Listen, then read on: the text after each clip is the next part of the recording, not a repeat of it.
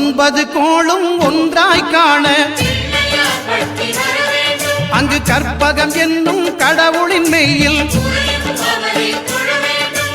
9 கோளும் ஒன்றாய் காண அங்கு கற்பகம் என்னும் கடவுளின் மெய்யில்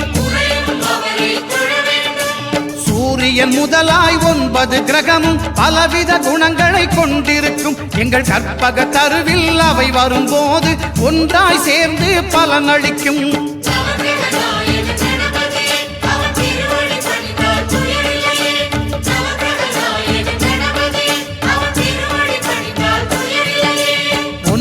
கோளும் ஒன்றாய் காண அங்கு கற்பகம் என்னும் கடவுளின் மெய்யில்